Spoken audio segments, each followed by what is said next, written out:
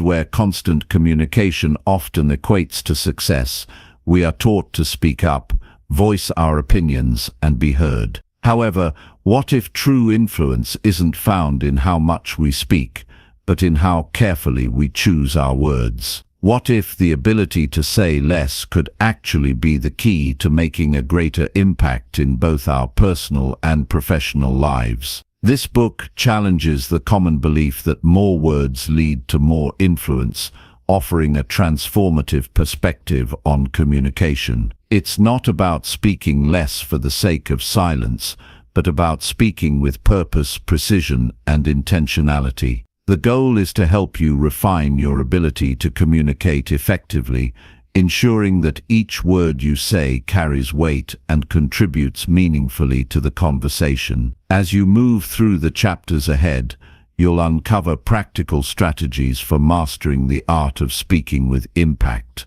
You'll learn how to control the urge to fill silence, how to choose your words strategically, and how to make a stronger impression in meetings, conversations, and emails. The insights shared here will empower you to express yourself more confidently, allowing you to communicate with clarity and influence, without the need for excessive explanation or unnecessary elaboration. By the end of this journey, you'll understand that the true power of communication lies not in quantity, but in quality. When you master the art of speaking less, you'll find that the respect, attention, and influence you desire are not only attainable, they're within your grasp. This is a new approach to communication, one that focuses on what really matters and teaches you how to make every word count. Chapter 1. Why talking too much is weakness, not strength. Talking too much can often feel like the right thing to do. It gives the illusion of control, intelligence, and confidence. But the truth is, excessive talking usually has the opposite effect. It can make you appear insecure, dilute the power of your words, and cause people to tune you out. Many of the most respected and influential individuals are those who speak with purpose, knowing that the fewer words they use, the more impact they have. Imagine being in a room where one person dominates the conversation, constantly sharing their thoughts without giving others a chance to speak. Over time, their words lose value, and people start disengaging. On the other hand, when someone speaks rarely but with precision, people listen intently. Their words hold weight because they are not thrown around carelessly. The most effective communicators understand that power lies not in the quantity of words, but in their quality and delivery. Silence can be uncomfortable, but it is also one of the most powerful tools in communication. When used intentionally, it allows space for thought and encourages others to contribute. Many people fear silence and try to fill it with unnecessary words, thinking it will keep the conversation going. In reality, pausing before speaking makes you appear more confident and gives your words greater meaning. It shows that you are thoughtful, measured, and deliberate in your approach. There is an old saying that knowledge speaks, but wisdom listens. People who are truly knowledgeable do not feel the need to prove themselves by constantly talking. Instead, they listen, absorb information, and only speak when they have something valuable to add. This makes their words more impactful and increases their credibility. Those who talk excessively often reveal too much, sometimes to their own disadvantage. They give away their thoughts, emotions, and strategies without realizing how much information they are exposing. Resisting the urge to talk too much requires self-discipline and awareness. One of the most effective ways to do this is by practicing active listening. When engaged in a conversation, focus on understanding what the other person is saying rather than thinking about what you will say next. This not only makes you a better communicator, but also earns you respect from others. People appreciate those who genuinely listen and respond thoughtfully, rather than those who simply wait for their turn to speak. Another important aspect of speaking with impact is knowing when to stop. If you find yourself over-explaining or repeating points, take a step back. Effective communication is not about proving how much you know, but about delivering your message clearly and concisely. When you keep your words precise and to the point, you leave a lasting impression rather than overwhelming people with excessive details. Many successful leaders and influential figures are known for their ability to speak less and say more. They understand that by choosing their words carefully, they maintain control over their message and their presence. When you speak too much, you give away your power. When you speak with intention, you command attention and respect. The key to mastering this skill is to develop a strong sense of self-awareness and to recognize the moments when silence can be more powerful than speech. Confidence is often mistaken for talking a lot, but in reality, true confidence is knowing that your words carry weight. You do not need to dominate a conversation to make an impact. Instead, you need to ensure that when you do speak, people listen. This comes from a place of self-assurance, knowing that your voice matters and that silence can be just as influential as words. By embracing the power of saying less, you not only enhance your communication skills, but also cultivate a presence that others respect and admire. The challenge lies in breaking old habits and retraining yourself to be comfortable with strategic silence. It is a skill that takes time to develop, but offers immense benefits in personal and professional interactions. The more you practice speaking with purpose, the more natural it becomes. Soon you will notice how people start paying more attention when you speak, how your words become more memorable, and how your influence grows. The ability to say less and mean more is one of the most powerful tools you can develop, and it is within your reach. Chapter 2. Speak less, earn more respect. In every interaction, there's an invisible exchange taking place. It's not just about the words you speak, it's about how those words shape the way others see you. Too often, people think that the more they talk, the more respect they will earn. They believe that if they can speak confidently, offer more ideas, and always have something to say, others will see them as powerful or important. But in reality, it's the opposite. Talking too much can actually diminish the respect others have for you, while speaking less can increase it. In every conversation, your presence and the way you communicate speak volumes, even more than the words you choose. People are naturally drawn to those who have the discipline to hold back and speak only when it truly matters. This doesn't mean remaining silent all the time. It means recognizing the value of every word and understanding that true strength lies not in the ability to talk, but in the ability to listen, observe, and speak with purpose. It's easy to be the one who fills the silence, who is always ready with an answer or an opinion. But in doing so, we may miss an opportunity to be perceived as thoughtful, calm, and deliberate. The more you speak, the more you expose yourself, sometimes in ways that don't reflect your true intentions or capabilities. On the other hand, when you speak less and choose your words carefully, you show that you are in control, that you have mastered the art of communication, and in turn, that you are someone who deserves respect. Think about the people you admire most. Chances are, they aren't the ones who dominate every conversation with their own voice. They are the ones who listen intently, who wait for the right moment to speak, and when they do speak, their words carry weight. There's a depth to their presence. They don't need to say much, because their words are always chosen with intention. This is the mark of someone who commands respect. Respect isn't earned by how loud you speak, or how frequently you contribute. It's earned by how much you value the space around you, by how much you make others feel seen and heard, and by how you make your words count.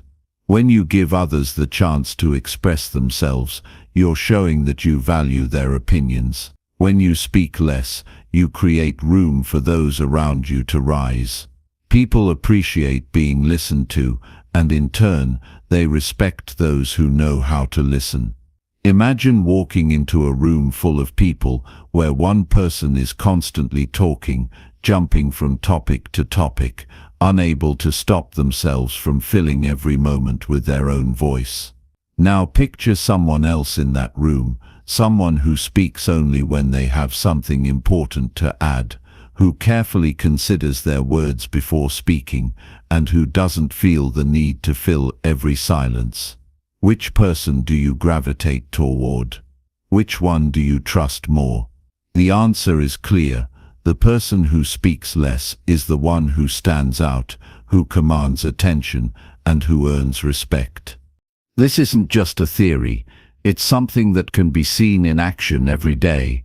People who speak less and listen more are often the ones who lead with influence, who make decisions that carry weight, and whose opinions others value. Their words are seen as more precious because they aren't wasted. They don't speak just for the sake of speaking. When they do speak, it's with clarity and purpose, and this gives their words a kind of gravitas that others can't ignore. The person who talks too much, on the other hand, risks diluting their own message. When words are abundant, they lose their impact. Think about the last time someone spoke for an extended period without saying anything of real substance. You likely tuned out, didn't you? The more they talked, the less you listened. This happens because people inherently understand that words have value. When someone speaks too often, their words begin to lose that value. People start to assume that they're just filling the space, not contributing anything meaningful. This doesn't mean that silence is always the best option. There's a time to speak and a time to listen, and knowing the difference is key. The most respected individuals are the ones who know when to speak up and when to remain quiet. They don't feel the need to share their thoughts just because they have them. They understand that their silence often speaks louder than their words ever could. If you want to earn respect, start by speaking less. It's not about withholding your thoughts. It's about choosing the right moments to express them. When you speak, make it count. Think about the message you want to convey and ensure that it adds value to the conversation. This doesn't mean being overly calculated or guarded. It simply means having the awareness to recognize when your words will have the most impact. When you speak with this kind of intention, people will take you more seriously, and your words will resonate far more deeply than if you were to simply add to the noise. Take note of the people around you who are most respected. Observe how they communicate. They don't feel the need to dominate conversations, and they certainly don't engage in endless small talk. Instead, they know how to make their point with precision and confidence. They choose their words carefully, and as a result, people listen when they speak. Their words have power because they aren't thrown around carelessly. They have purpose. To build this kind of presence, practice pausing before you speak. Let the silence sit for a moment before you fill it with words. In doing so, you create space for your thoughts to settle and for the conversation to develop. This pause also signals to others that you are someone who thinks before speaking, someone who doesn't rush to fill the air with empty words. It's a simple habit that has a profound effect on the way people perceive you. When you pause, people start to listen more intently, waiting for the carefully considered words you're about to say. The next time you're in a conversation, challenge yourself to speak less. See how others respond when you don't immediately jump in with your opinion or try to steer the conversation in your direction. Observe how they engage with you. Chances are they'll start to value your input more because you've given them the space to speak and be heard. You're no longer just adding noise to the conversation, you're contributing something meaningful.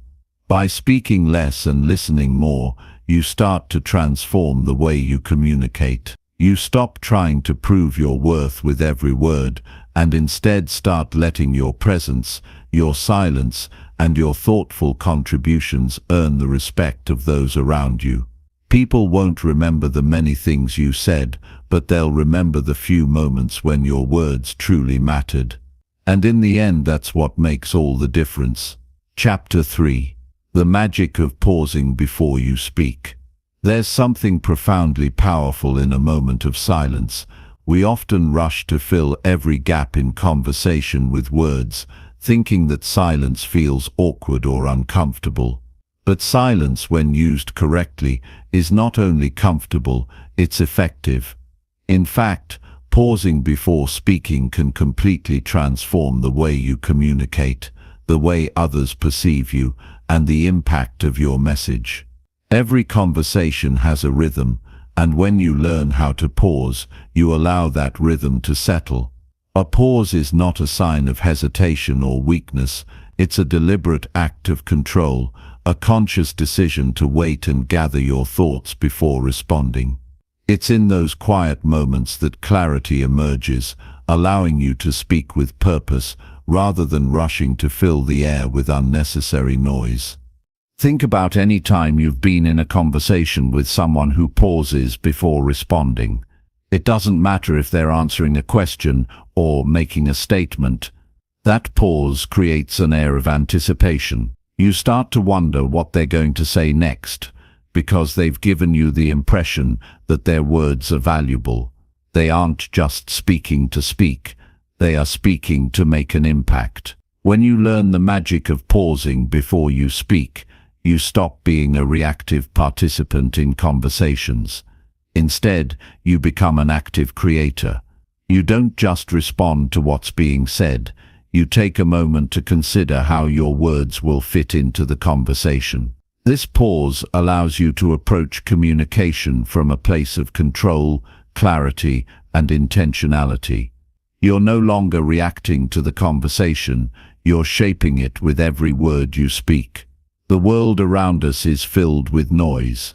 Conversations happen in an instant, and people are always talking, always sharing opinions, and always looking for ways to make their voices heard. In such an environment, it's easy to fall into the habit of speaking too quickly, of rushing to say something before someone else does. But this rush doesn't benefit anyone. It only causes confusion, miscommunication, and the loss of the power that silence brings. When you pause, you create the space necessary to process the conversation fully. You aren't simply reacting to the words being thrown at you, you're taking in all the information, considering the emotional tone, and thinking about the best possible response. This kind of thoughtful communication shows others that you're in control of your thoughts and your emotions. People respect those who can think before they speak, because it shows maturity and self-awareness. It shows that they are not easily swept away by the speed of conversation, but that they carefully consider their contribution before making it. Pausing before you speak can also lead to more meaningful conversations. By taking a step back and waiting, you allow the conversation to unfold in its own time. Sometimes, the pause is all it takes for someone else to continue, offering insights they might have otherwise held back. This simple act of waiting can deepen a conversation, allowing ideas to emerge that might have been missed in the rush to respond. This principle applies in everyday situations, whether you're speaking with a friend, discussing something important with a colleague, or engaging in a heated debate. In each case, taking a moment to pause can change the dynamic of the exchange. You'll find that your words have more weight, and that people are more likely to listen to you when they sense that you're not just filling the air with idle chatter. They will begin to respect the quiet moments in your conversations, knowing that it's in those moments that you gather your thoughts and craft a response that truly matters. The pause also has an emotional effect.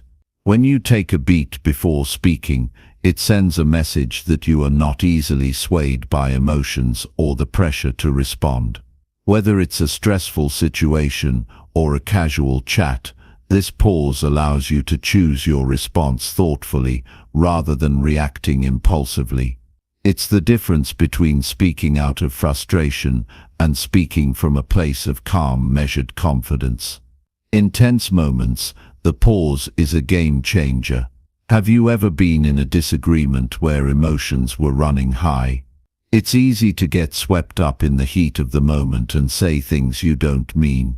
But if you take a second to pause and breathe before responding, you regain control of the situation. You might not have all the answers, but that moment of silence allows you to gather your thoughts, understand your feelings, and articulate your point of view without the heat of the moment clouding your judgment. This doesn't just help you stay calm, it helps you communicate more effectively and with greater emotional intelligence. Sometimes we think that speaking immediately will help us appear more knowledgeable, more confident, or more engaged in the conversation. But the truth is that speaking too quickly often comes across as rushed or unfocused. It can be tempting to jump into a conversation, especially when you feel like you have something important to say. But the best communicators know that the most powerful statements often come after a brief moment of reflection. Pausing is a sign of confidence. It shows that you don't need to rush. You aren't anxious to share your thoughts just to fill the silence. You trust that your words will come when they are ready, and that when you speak, they will be heard. The longer you practice pausing before you speak, the more comfortable you will become with the silence. You'll learn that silence isn't awkward. It's powerful. It gives you the time you need to choose your words carefully and speak from a place of clarity. The power of the pause also extends to how you communicate non-verbally. A pause isn't just about waiting to speak. It's also about the space you give others. In every conversation, people are often waiting for their turn to speak. When you take the time to pause, you offer them the opportunity to share their thoughts, which in turn makes them feel valued. This simple act of waiting allows the conversation to flow more naturally, creating a back and forth that feels less forced and more organic. People who speak too quickly often find themselves interrupting others or dominating the conversation. This can make them come across as overbearing or dismissive of others' opinions. But by embracing the pause, you create a space for others to contribute and make the conversation feel more balanced. It allows for more meaningful exchanges where everyone's voice is heard and the conversation becomes a true dialogue rather than a monologue. In addition to creating more meaningful exchanges, pausing before you speak also gives you the opportunity to listen. When you take that moment to stop and think, you're better able to absorb what the other person is saying. This is a critical skill in any conversation, as it allows you to respond thoughtfully based on a full understanding of the situation. By practicing the pause, you develop better listening skills, and in turn, your communication becomes more empathetic and more effective. The next time you find yourself in a conversation, try embracing the pause. Notice how it changes the way you interact with others. You might feel a little uncomfortable at first, but as you practice, you'll begin to see how powerful this simple tool can be. It will help you speak with more intention, listen more attentively, and build stronger connections with those around you. You'll learn that sometimes the most powerful thing you can do is nothing at all. Just wait, reflect, and then speak when you are ready. Chapter 4. How to stop talking just to fill the silence. There's something almost instinctive about the urge to fill every silence in a conversation. We've all been there. A pause starts to form, and before it becomes noticeable, we jump in to speak. We fear that silence makes us seem awkward, unprepared, or disconnected. The problem is that filling every gap with words doesn't enhance communication. It often weakens it. The desire to keep talking, to make sure the silence is eradicated, may actually be one of the biggest communication pitfalls. Stopping this automatic response to fill the silence can be incredibly transformative, not just for your conversations, but for the way you present yourself. Silence, in many ways, is a sign of strength. It shows that you are comfortable in your own thoughts and that you don't feel the need to constantly prove yourself. It indicates a level of confidence, patience, and self-control that others will recognize and respect. Think about a time when you were in a conversation and you were speaking to someone who seemed to be constantly adding unnecessary commentary, filling every moment with words. It may have felt a bit overwhelming, even exhausting. The reason for this is simple. When someone is talking just to fill the silence, they aren't engaging with you, they're just filling space. Their words don't have any real weight or purpose, and eventually you might stop listening altogether. Now contrast that with someone who is comfortable with silence. They're not afraid of letting the conversation breathe, letting the moment settle. When they do speak, it feels more meaningful, because it's clear that their words aren't just tossed out into the conversation, they are carefully chosen. There's a quiet confidence in their ability to let a moment pass without speaking, and that confidence makes their words land with much more impact. You might think that if you aren't constantly talking, you'll be seen as disengaged or uninterested.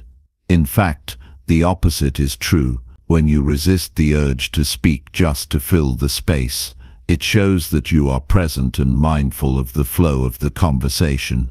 It shows that you're fully absorbing what the other person is saying, and when it's your turn to speak, you have something meaningful to offer. This is the mark of a thoughtful communicator, someone who understands that words are powerful and that they should not be thrown around recklessly. The next time you're in a conversation, try to notice when you feel the urge to speak, simply to avoid the discomfort of silence. It might happen in small moments, when someone finishes speaking, when there's a lull, or when you're thinking about what to say next. Most people, when faced with these moments, feel compelled to say something just to keep things moving. But resisting that impulse is where the magic happens. It's in those moments of silence that you have the chance to collect your thoughts and think about what you really want to contribute. Filling the silence with unnecessary words is often a way of seeking validation or approval. We talk because we want to be seen, heard, and understood. But over time, this need to constantly talk can work against us. When we fill every gap with our voice, we unintentionally push others away from truly listening. Instead of creating space for connection, we might end up creating distance. Think about how different it feels when someone gives you the floor to speak. They pause and listen, genuinely interested in what you have to say. Their silence becomes an invitation for you to share. It's a powerful experience because it makes you feel valued. That's what the silence can do for you when you choose to embrace it. It invites people into the conversation.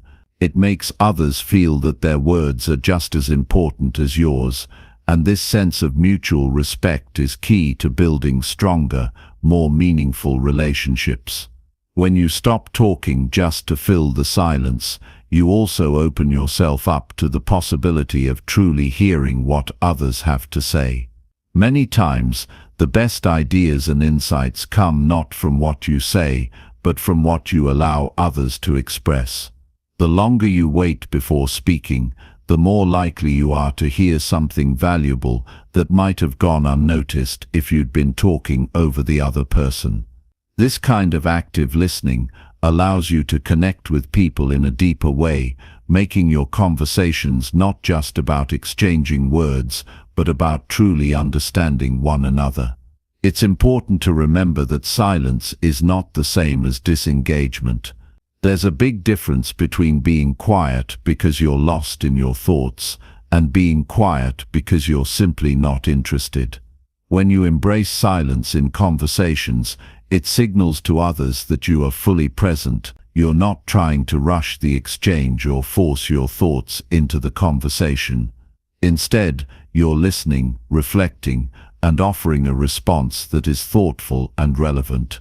Sometimes, the silence is what gives the conversation its power. It's the space between your words that makes what you say next more meaningful.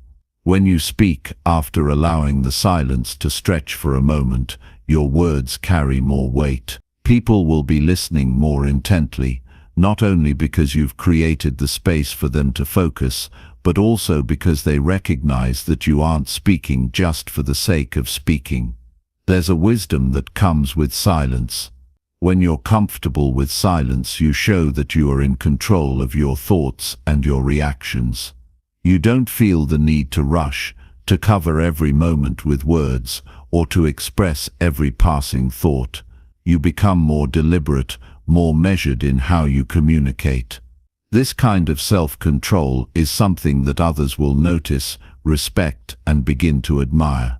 The next time you're in a situation where you might normally feel the urge to fill the silence, try to pause instead. Allow yourself a moment to think, to breathe, and to really listen. Resist the temptation to speak just for the sake of it. In doing so, you'll not only become a more effective communicator, but you'll also begin to notice how much more you can learn from others. You'll also find that the quality of your contributions to the conversation will improve because they will come from a place of thoughtfulness, reflection, and genuine connection. Silence isn't a void, it's a space of potential. It's a tool that, when used correctly, enhances communication and deepens relationships. When you allow silence to be a part of your interactions, you create a new kind of communication, one that is thoughtful, respectful, and rooted in understanding. People will begin to value your words more because they know that when you speak, it's not just noise, it's something worth listening to. Chapter 5. Think before you speak. You've probably had moments when you spoke without really thinking first, moments where your words just spilled out.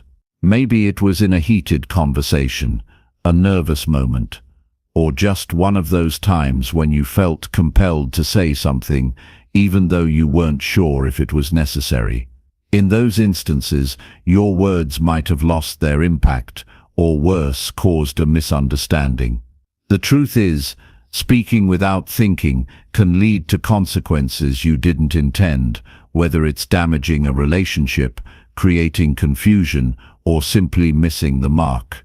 When you stop and take a moment to think before you speak, you do more than just avoid saying something inappropriate or poorly timed. You open up the possibility for deeper, more intentional conversations. The idea of thinking before speaking isn't just about filtering yourself. It's about ensuring that what you say aligns with your true thoughts and intentions, that your words are deliberate and meaningful. Most people are reactive by nature. They respond to things quickly, without processing all the nuances of what's being said, and they often miss the bigger picture. This reactionary mode is often driven by emotions or the pressure to be heard. But if you've ever been in a situation where you've said something and immediately wished you could take it back, you've seen the downside of that fast-paced reaction. When we respond impulsively, we often don't allow ourselves the time to choose our words carefully, and we may end up saying something that we don't mean, or worse, saying something that causes harm. Thinking before speaking doesn't just help you avoid mistakes. It actually improves the quality of your communication.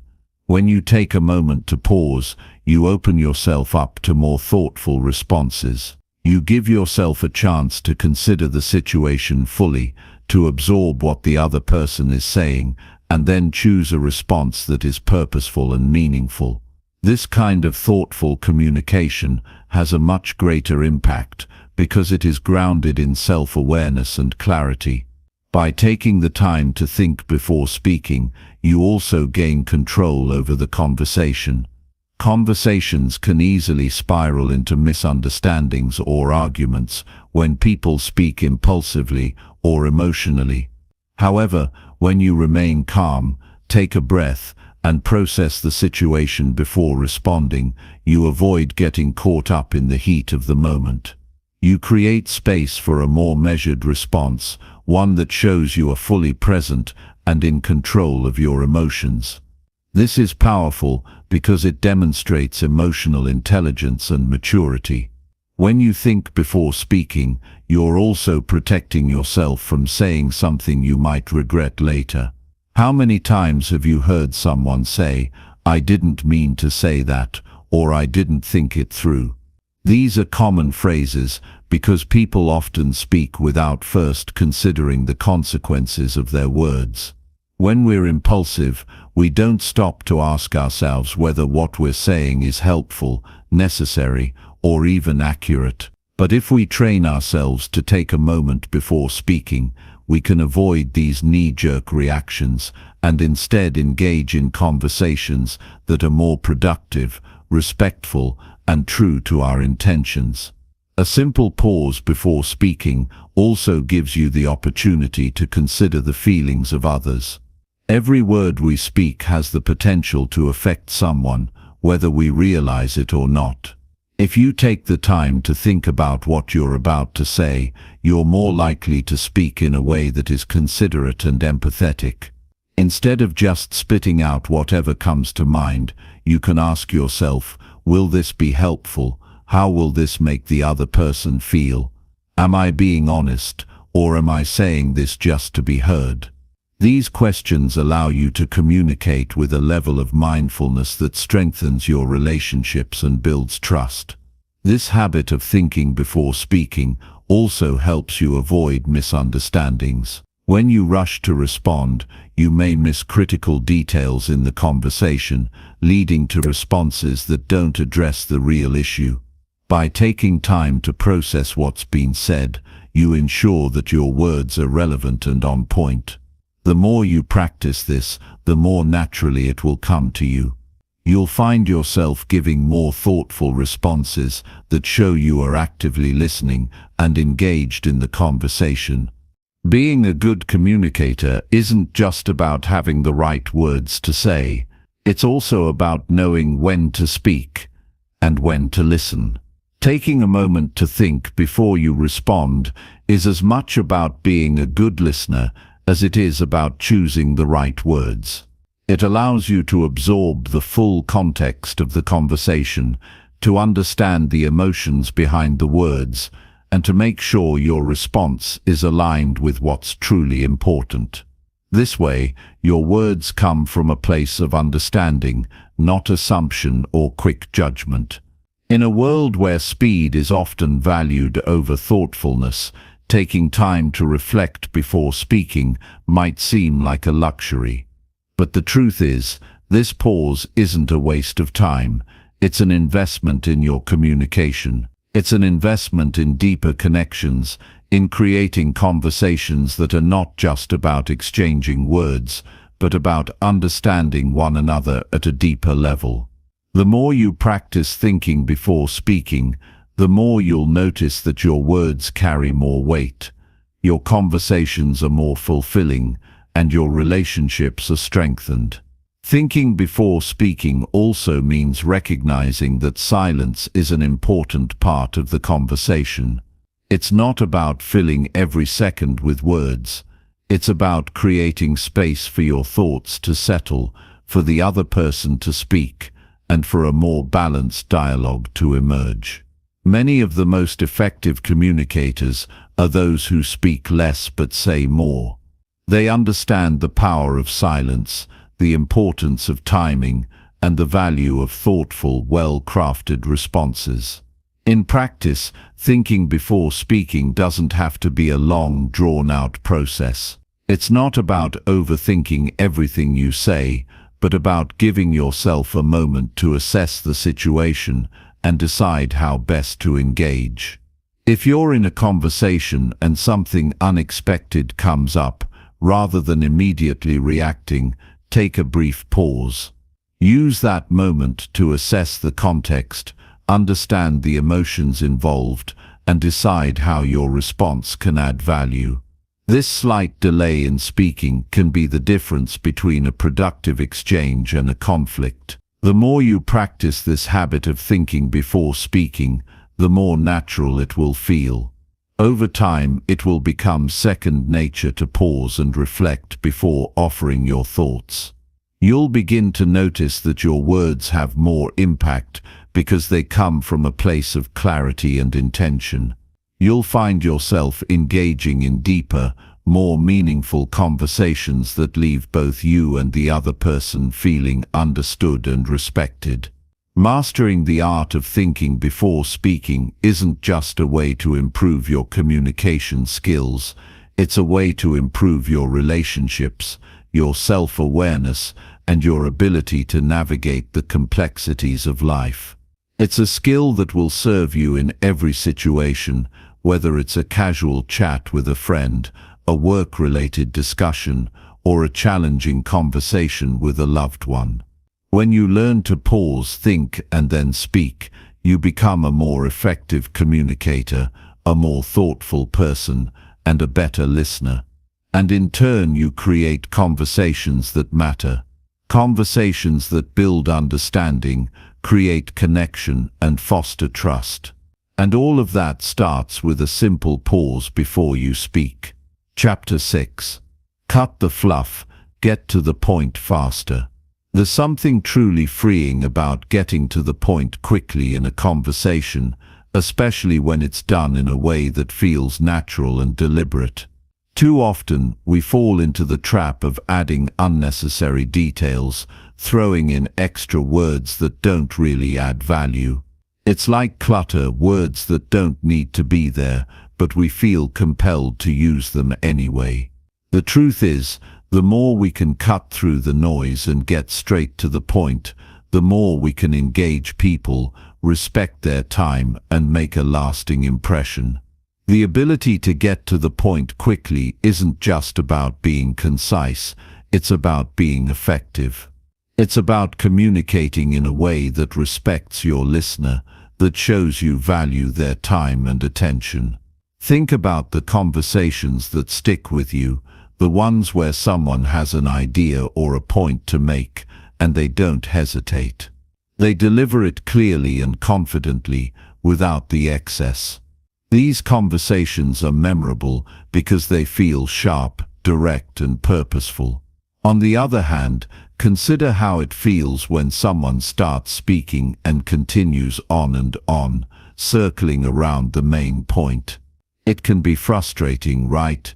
You start losing interest, your attention drifts, and eventually it becomes a chore to stay engaged. It's easy to get lost in the weeds, and before you know it, you've tuned out, missing the main message entirely. This is what happens when you add too much fluff to your conversations. It's not only ineffective, but it also risks losing the listener's attention and the impact of your message. Getting to the point doesn't mean rushing through everything or leaving out important details. It means stripping away the unnecessary, focusing on what truly matters, and delivering it in a clear and confident way. It's about understanding that the essence of what you have to say doesn't require all the extra filler. Your message, your idea, or your point is powerful enough on its own, and when you remove the distractions, it stands out more. The key to being clear and concise in your conversations is understanding the purpose behind your words. Before you speak, ask yourself, what am I trying to convey? What do I want the other person to understand or do as a result of what I'm saying? If you can't answer that question right away, take a moment to think it through. When you know what you want to communicate, it becomes much easier to eliminate anything that isn't directly related to that core message. Think about a time when you've been in a meeting, a class, or even just a casual conversation, and someone goes on for what feels like forever without ever getting to the heart of the matter. It can be draining. The person may have valuable insights, but by the time they reach their point, most of the audience has checked out. What would have made a difference if they'd stripped away the excess, the repetitive sentences, and the irrelevant side stories? They could have delivered their message clearly and quickly. It's a sign of respect for the audience to get to the point without dragging things out unnecessarily. This principle applies not only to spoken conversations, but to written communication as well. In emails, texts, and even social media posts, it's easy to fall into the trap of rambling. We might over-explain, try to cover every angle, or simply provide more information than is needed. Yet, just like in spoken conversations, brevity is often more impactful. When you're concise, you're not only making it easier for the other person to understand you, but you're also showing them that you respect their time. The goal isn't to say everything you could possibly say, it's to say what needs to be said in the most effective way possible. Think about how much more productive your interactions would be if you removed the excess. Whether you're talking to a colleague, a friend, or a family member, when you focus on the key points, it creates space for clarity and understanding.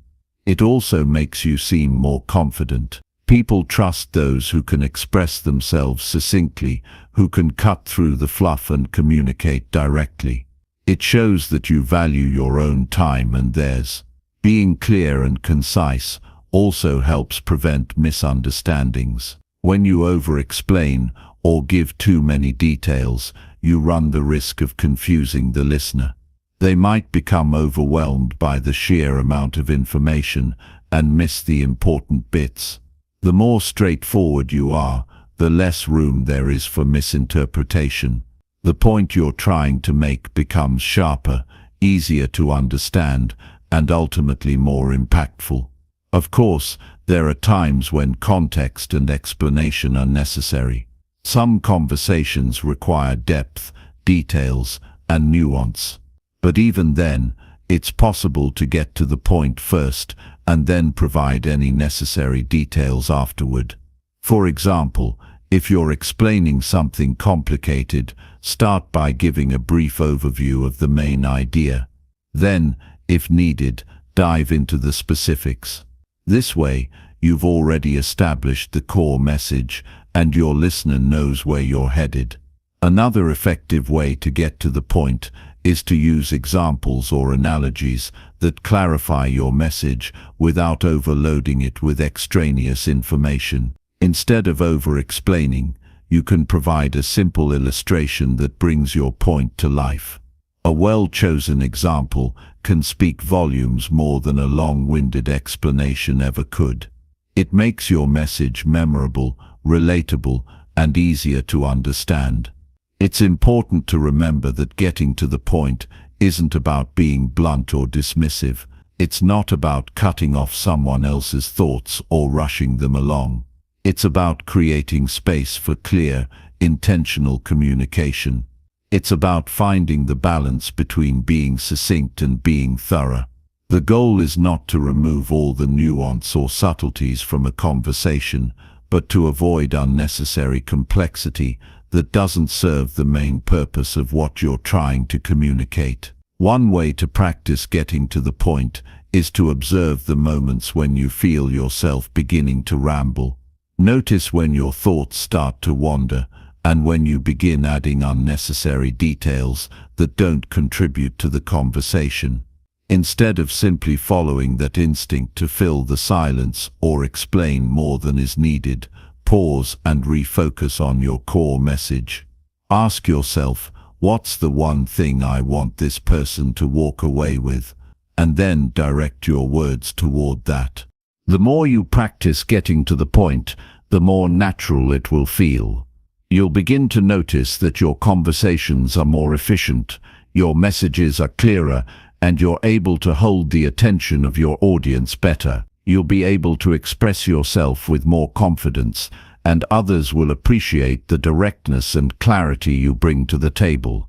It's not about stripping away the richness of conversation or dumbing things down. It's about respecting the value of your time and your listeners' time. It's about recognizing that sometimes less is more. When you get to the point, your words carry weight. They matter more because they're focused, deliberate, and purposeful. And when you focus on what's truly important, you create space for more meaningful and productive conversations. Chapter 7. Use powerful words. Every word must count. There's a subtle power in choosing the right words, words that are measured, deliberate, and meaningful. It's easy to think that the more we say, the more impactful our words will be, but the opposite is often true. The words you use, and more importantly, the words you choose not to use, have a profound effect on how you are perceived and how your message lands. Powerful language is not just about what you say, it's about how you say. When you use powerful words, you don't just convey a message, you create an impact. You make people listen. But powerful words don't come from random choices or from trying to impress others. They come from a place of clarity, intention, and respect. Powerful words are purposeful. They are the ones that cut through the noise and get to the heart of what you're trying to communicate. They're the words that inspire, motivate, and persuade. Take a moment and think about the times when someone's words truly resonated with you. It might have been a leader, a mentor, or even a friend. What made their words stand out? Often it wasn't just the content but the way they were said, the confidence behind them, the clarity, and the conviction in every syllable. That's the power of using words that matter. When you speak with intention, when you choose your words carefully, people listen differently. They're drawn to the power of what you're saying, not just the words themselves. The first step in using powerful words is understanding that not all words are created equal. Some words are weak, fluffy, vague, or uncertain. These words don't carry weight, and they don't help your message land with impact. Words like maybe, possibly, or I think can undermine the power of your statement because they signal hesitation or uncertainty. These words leave room for doubt. They don't express confidence, and they don't inspire trust. On the other hand, words like I will, I know, and I believe convey certainty and conviction. They make it clear that you're not just speaking off the cuff. You've thought about what you're saying, and you're willing to stand behind it. When you speak with certainty, people take you seriously. They trust that you're not just filling the air with empty words. They trust that you know what you're talking about, and that your words are worth listening to. But powerful words aren't just about exuding confidence, they're also about precision. Every word you say should serve a specific purpose. It should add value to the conversation. This means you need to be intentional with your language. Instead of using general, imprecise terms, get specific. Instead of saying, we need to improve the process, say we need to streamline the process to eliminate delays and increase efficiency. The more precise you are with your language, the more powerful your message becomes. Powerful words also have the ability to evoke emotion. Think about the difference between a simple statement and one that stirs something inside you. Words like change, freedom, hope, and courage have the ability to inspire action, because they tap into something deeper, our values, our desires, our beliefs. When you choose words that resonate emotionally, you create a connection with your audience. You don't just convey information, you stir something in them, you inspire them to act, to think differently, or to feel empowered. This emotional connection is particularly important when you want to persuade or influence others. The best communicators don't just present facts or ideas, they speak to the heart. They use words that paint a picture, words that create vivid imagery and spark imagination. They speak in a way that makes their audience feel something, and that emotional reaction drives action. But it's not just about choosing powerful words in the moment. It's about building a vocabulary that consistently reflects strength, purpose, and clarity. The more you consciously choose words that are intentional, precise, and emotionally resonant, the more natural it will become to communicate with power. Over time, you'll find that your language transforms. You'll naturally begin to speak with more authority and confidence because you've been training yourself to choose your words carefully. Another key to using powerful words is being mindful of their tone and delivery. The best words, when spoken without conviction, lose their impact. You could have the most powerful sentence in the world, but if you deliver it with hesitation or uncertainty, it won't land. It's not just about the words themselves, but about how you say them. When you speak with a steady, confident tone, when your words come from a place of belief, you make an impact. Your audience feels your certainty, and that draws them in. The power of words also comes from knowing when to use them and when to hold back. Sometimes, less is more. Powerful words don't need to be used in every sentence. In fact, the more you speak, the less weight each word carries. Think about the people who have mastered the art of using powerful words. They don't speak often, but when they do, their words have a weight that commands attention. This isn't just a matter of being concise, it's about being deliberate. When you know that what you say matters, you don't waste your words. You don't speak just to fill silence. You speak when you have something valuable to contribute, and when you do, people listen. A powerful word, when used at the right moment, has the potential to change the course of a conversation or even a relationship. It's like planting a seed. It has the power to grow, to take root, and to inspire change. But to make that seed grow, you have to choose your words carefully and speak them with confidence. When you do, you create something lasting. Your words become a tool for influence, for connection, and for growth. One of the best ways to start using more powerful words is to pay attention to the language you use in your daily life. Listen to the words you speak and notice when they're weak or hesitant.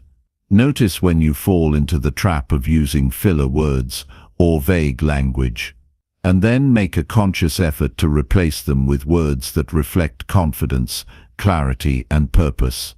It's a simple shift, but over time, it will make a big difference in how you communicate and how others perceive you. You don't have to wait for big, dramatic moments to use powerful words. Every conversation is an opportunity to practice choosing the right words, to communicate with intention, and to make an impact. Whether you're giving a presentation, having a casual chat with a friend, or sending an email, you have the power to choose words that will resonate. And the more you practice, the more natural it will feel. The next time you speak, remember that words are not just words, they're tools. They have the power to influence, to inspire, and to create change. So choose them wisely, speak with purpose, speak with confidence, and watch how your words begin to transform the way you communicate and the way people respond to you. When you speak with intention, the impact of your words is limitless. Chapter 8. How to stop explaining yourself too much. Sometimes it feels like there's this unwritten rule that we need to explain ourselves constantly, especially when we feel unsure or want to be understood. The urge to clarify, justify, or provide further reasoning behind every little action or statement can be overwhelming. But what if I told you that constantly explaining yourself is often not only unnecessary, but also counterproductive? More often than not, the need to explain every decision or opinion can actually dilute your message, making you seem uncertain or insecure, even if that's not the case at all. Think about how you respond when someone else spends an inordinate amount of time trying to explain themselves. There's a point when you stop listening, because you've already understood what they meant. You might even start feeling a bit uncomfortable, like they're overcompensating, and your trust in their own clarity starts to fade. That constant need to explain, while often rooted in the desire to ensure understanding, can have the opposite effect. It's a simple fact that when you over-explain, you leave space for doubt, not only in the minds of others but in your own. One of the most effective ways to avoid unnecessary explanations is to develop the confidence to let your words stand on their own. This doesn't mean you should avoid explaining yourself altogether, but rather that you should recognize when explanations are redundant or even self-defeating. When you're clear on your stance, your ideas, or your decisions, you don't need to pad them with excessive justification. Sometimes, brevity and directness speak louder than pages of explanation. Part of this comes down to understanding why we feel the need to explain ourselves. More often than not, it stems from a fear of judgment or rejection. When we offer too much explanation, it's because we want to cover every possible angle, hoping to preempt any misunderstandings or criticisms. We want to make sure we've accounted for every possibility, leaving nothing to chance. But here's the reality. People aren't always looking for that level of detail. They trust that you've made your decision for a reason, and the more you explain, the more it might seem like you're second-guessing yourself. Consider a situation where you've made a decision, say at work or in your personal life. Instead of simply stating your position, you feel the need to justify it with a long list of reasons. You start explaining all the thought processes that led you there, all the considerations you took into account, and all the potential consequences you've already thought through. But at some point, you might notice that the other person is just nodding politely, and the more you talk, the more they start to tune out. This is a clear sign that you've over-explained, and the impact of your decision starts to fade because it's buried under too many details. This is especially common in professional environments where people might feel like they need to over-explain their actions to gain approval or avoid criticism. The reality is, over-explaining often makes you look less confident, even if your intentions are the opposite. People respect those who can make a decision and stand by it without feeling the need to justify it endlessly. It shows that you trust your judgment and believe in the choices you make. When you stop over-explaining, you also stop leaving room for unnecessary debate. Often when we feel the need to justify ourselves, it opens up space for others to challenge our decisions.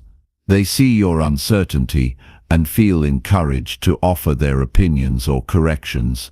When you're clear and concise, you remove that opportunity for anyone to undermine your position.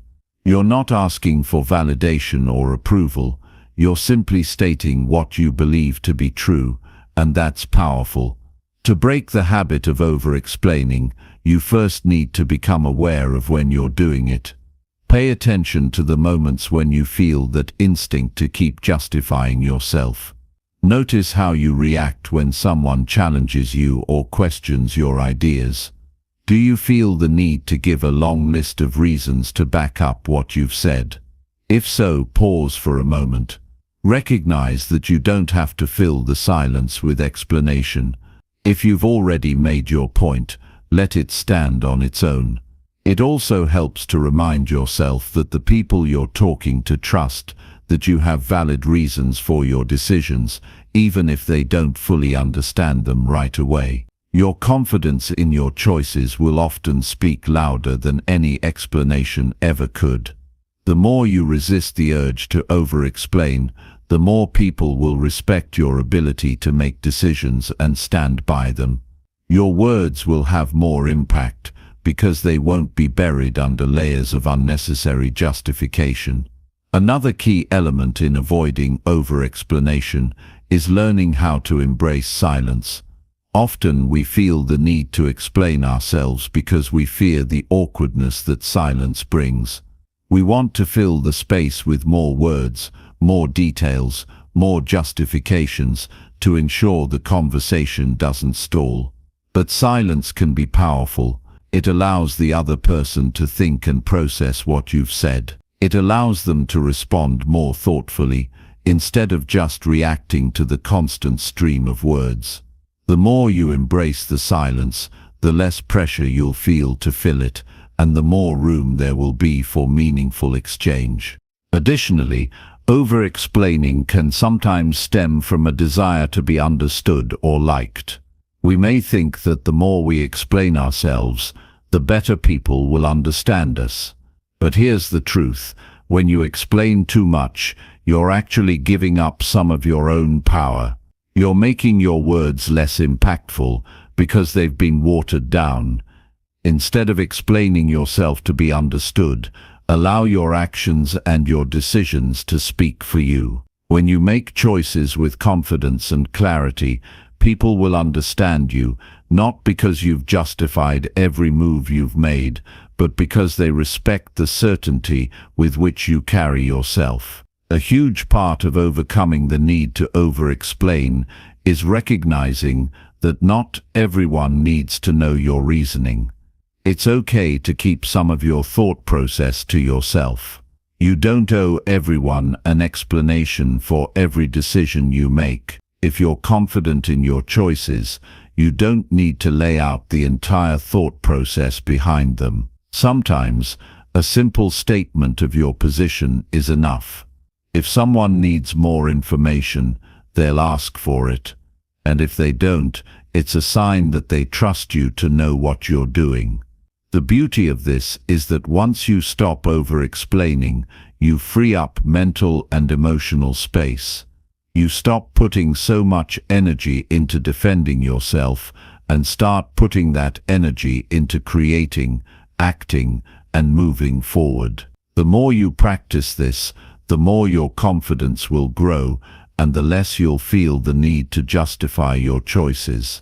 This is a key part of developing a more powerful way of communicating, one where your words carry weight because they're intentional, clear, and unburdened by unnecessary justification.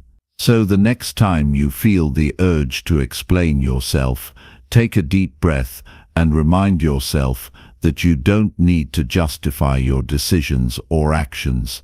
Stand tall in your choices and allow your words to speak for themselves.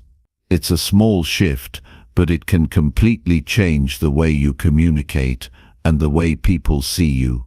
Instead of over-explaining, practice simply saying what you mean with confidence. The more you do this, the more your words will resonate with those around you. Chapter 9. How to make people listen when you speak. When it comes to speaking with impact, it's not just about what you say, it's about how you say it, and often when you say it. The real challenge is getting people to listen, and that's not as simple as just having the loudest voice or the most words. People don't listen because you talk. They listen because you make them want to. There's a level of influence you can achieve when you learn how to capture attention, hold it, and ensure that your message sticks. This is where the art of making people listen comes into play. First and foremost, it's important to recognize that listening is an active choice.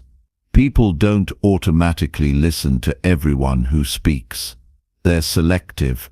They listen to those who offer value, clarity, and purpose. If your words don't stand out or grab attention, then they'll quickly drift away. That's why speaking with impact isn't just about being heard, it's about making your words count. It's about making sure that the moment you speak, others can't help but listen. One of the most effective ways to make people listen is to show respect for their time and attention. People's attention is a valuable commodity, and when they give it to you, it's important not to waste it. One way to respect someone's attention is by being clear and concise. When you speak, make your words count. Don't just talk to fill the silence. When your words are intentional and to the point, they naturally carry more weight. It shows that you value the person you're speaking to and their time. When you don't waste their time with unnecessary fluff, they will appreciate your communication style and be more inclined to listen. Another powerful technique to get people to listen is to establish a sense of curiosity. People are naturally curious creatures. They like to know what's next, what's different, or what's new. When you speak, make sure you're offering something that piques their curiosity. It could be a compelling story, an interesting fact, or a fresh perspective on something they've heard before. When you add an element of intrigue, it hooks your listener. They want to hear what's coming next. This doesn't mean you need to be overly dramatic or constantly try to amaze people with new ideas, but rather that you have to speak in a way that makes others want to hear more. Another key to making people listen is to speak with emotion and authenticity. There's something magnetic about people who speak from the heart. When you speak with passion, with genuine emotion behind your words, people can feel it. They connect with the sincerity of your message. It's easy to tune out someone who is speaking in a monotone, without energy or emotion. But when you're engaged in what you're saying, when you truly believe in the message you're conveying, others can't help but tune in. Passionate speech is contagious. It gets under people's skin, makes them feel something, and that feeling is what keeps them listening. Part of being authentic in your speech is not trying to be someone you're not. People can sense inauthenticity a mile away, and when you try too hard to sound like someone else or adopt a style that doesn't align with who you are, it comes across as forced. It doesn't matter how well you deliver it or how polished it sounds, people will pick up on it and tune out. The key to making people listen is to show up as your true self. Speak from a place of genuine belief and confidence, and you'll find that people respond to you more deeply. It's also crucial to be present when you speak. Too often, we speak without really engaging in the moment. Our minds wander, and we're thinking about what to say next, instead of truly connecting with the person we're talking to. The more present you are, the more you draw people in. When you give someone your full attention, when they feel that you're genuinely listening to them and valuing their presence, they'll return that respect. The same goes for when it's your turn to speak. If you want others to listen, give them the same focus and respect that you expect in return. When you're fully engaged, it shows, and people are more likely to pay attention to what you have to say. Another important aspect of getting people to listen is to avoid being overly defensive. It's easy to get caught up in defending our opinions, especially if we feel challenged. But when you're constantly in defense mode, it becomes exhausting, and people tend to tune you out. People listen to those who are composed, calm, and confident in their positions. Instead of reacting defensively, learn to stay grounded and explain your point of view with clarity and confidence. When you're not constantly on the defensive, you allow space for real dialogue, and that makes others more likely to listen. Body language plays a huge role in how people perceive and respond to your words. You can say all the right things, but if your body language doesn't align with your message, it's easy for people to lose focus. When you speak, your posture, facial expressions and gestures should be open and inviting. People are more likely to listen when you seem approachable, confident and genuine. When your body language supports your words, you create a more cohesive and compelling message. In addition to your body language, the way you manage the rhythm and pacing of your speech can help keep people engaged. People are more likely to listen when you speak at a pace that allows them to absorb your message without feeling rushed or overwhelmed. Avoid speaking too fast or too slowly. Instead, find a rhythm that allows your audience to take in your words while keeping them on the edge of their seats. Pausing at the right moments, especially after important points, gives people the space to process what you've said and builds anticipation for what comes next.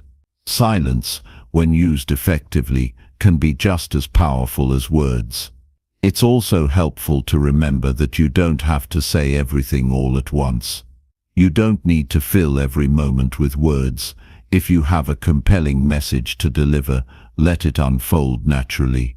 People are more likely to listen when they don't feel overwhelmed with information. Take your time, let your message breathe. When you're not trying to say everything at once, you create space for people to digest your words and engage more fully in the conversation. One of the most powerful ways to make people listen is to show them the value of what you're saying. People are more likely to pay attention if they can see how your words benefit them. Whether you're giving advice, offering a solution, or sharing an idea, make it clear why your message matters. Show the value up front, and people will naturally be drawn to listen. When you focus on what's in it for them, you make it easier for people to invest their time and energy in listening. When you speak with purpose, passion, and clarity, people can't help but listen. It's not about having the loudest voice or the longest speech. It's about knowing how to use your voice effectively, how to speak with intention, how to make others feel heard, and how to offer value through your words. If you can master the art of making people listen, you'll find that your influence grows, your relationships deepen, and your messages have more impact. It's not just about what you say, it's about how you make people feel and whether they are willing to listen. And once you've mastered that, your ability to communicate becomes one of the most powerful tools you have at your disposal. Chapter 10. Say more in fewer words. Speaking less but still having a significant impact is one of the most powerful skills you can develop. There's something striking about someone who knows how to communicate effectively without overwhelming others with words. In our fast-paced world, it often feels like the more we talk, the more we get noticed. But in reality, the key to making a lasting impression lies in how succinctly we can convey our message. By mastering the art of saying more with fewer words, you can grab attention, engage listeners, and leave a meaningful mark without the need to speak endlessly. The beauty of speaking less doesn't lie in silence itself, but in the power that comes with choosing your words carefully. We've all had experiences where we were trapped in a conversation that seemed to drag on and on. The more someone spoke, the less interested we became. It's a universal truth. People's attention is a limited resource. It's easy to lose it if you're not mindful of how much you're saying and the way in which you say it. When you speak with purpose, when every word has intent, people notice. They listen because they realize that what you say matters. It's important to understand that speaking less isn't about withholding information. It's about providing only what's necessary and relevant. You don't need to explain everything in exhaustive detail. Instead, focus on the essence of what you want to communicate. When you cut through the noise and get straight to the point, your message becomes clearer, and clarity is something people crave. When they can quickly grasp the core of what you're saying, it allows them to process it, reflect on it, and remember it. Your message stays with them longer, and that's where the impact lies. One way to ensure your words land is to embrace the power of simplicity. Simplicity doesn't mean dumbing things down, it means refining your thoughts to their most essential form. Imagine you're holding a conversation with a friend. You're not speaking to impress them or to fill the space with chatter. Instead, you're engaging with them on a level where both of you can be present and understand each other fully. That's the kind of communication that sticks.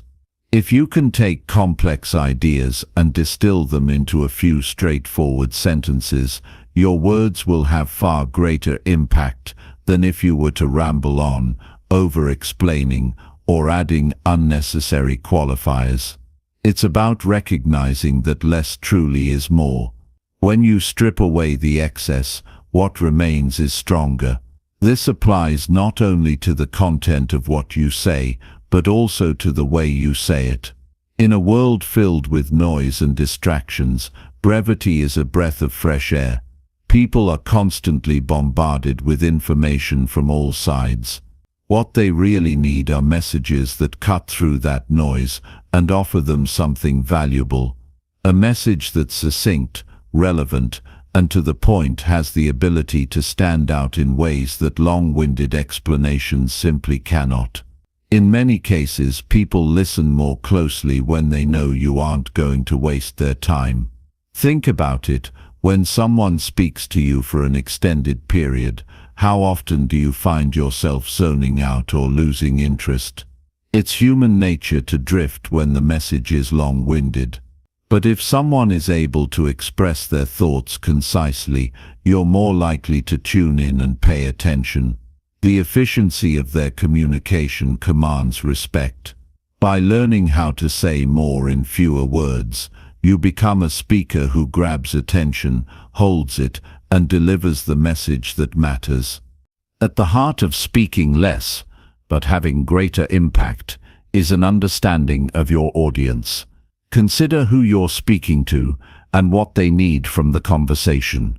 Are you speaking to inform, to persuade, or simply to connect? The way you tailor your words will have a huge effect on how they're received.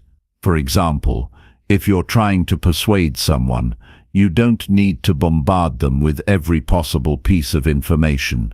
Instead, focus on the key points that will influence their decision. When you're speaking to inform, make sure you're providing the most relevant facts, not overwhelming them with tangents. And when your goal is connection, keep your words personal and to the point, avoiding unnecessary fillers. This approach can also be incredibly effective in professional settings.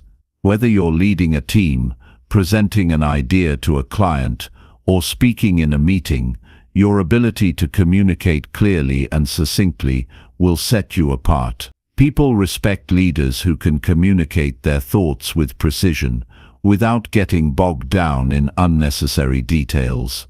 It shows confidence and authority. When you're able to present your ideas in a straightforward, easy-to-understand manner, you position yourself as someone who knows what they're talking about and who values the time of others.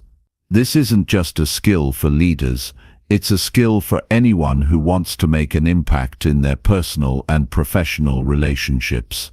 Furthermore, when you choose to say less, you also give yourself space to listen more.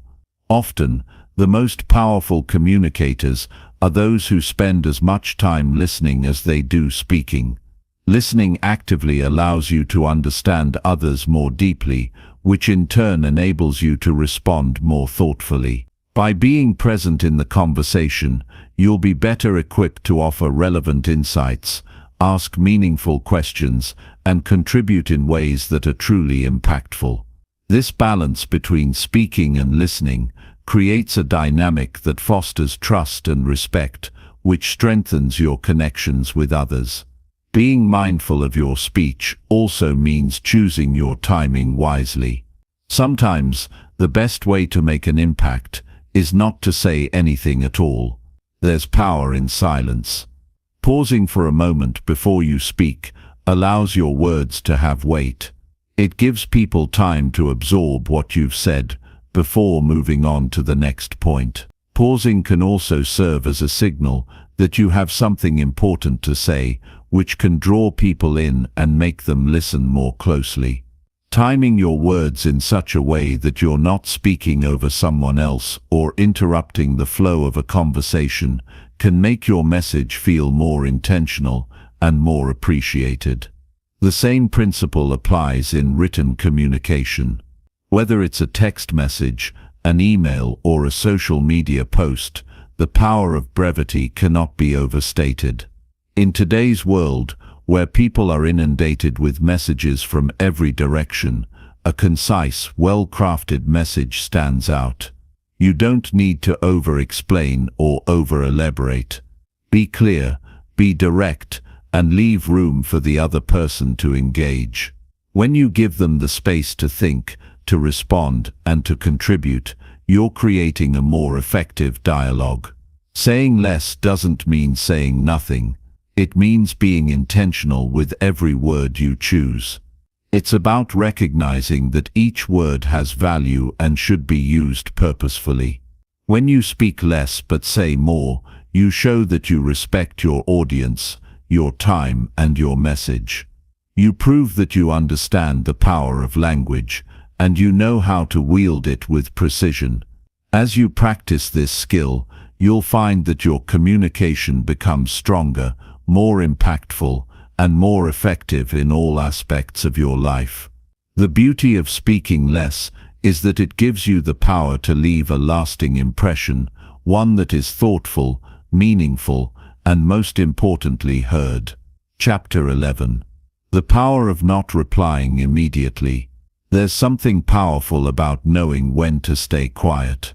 In a world where constant connectivity makes it almost impossible to go a few minutes without some form of response, it's easy to feel pressured to reply instantly, to react right away.